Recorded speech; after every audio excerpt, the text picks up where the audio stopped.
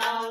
दसैँमा घरका माताजीले पानी छुँदा त्यसलाई हौ औँसी बारो गाई तिहारो भैलो औँसी बारो गाई तिहारो भैलो भैरौँ पाती सुनपाती आशिष दिजौ दसपाती भैरौँ पाती सुनपाती आशिष दिजौ दसपाती औँसी बारो गाई तिहारो भैलो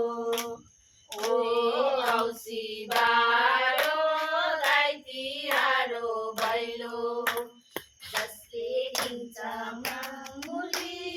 उसैको सुनको धुरी जसले दिन्छ मुली उसैको सुनको धुरी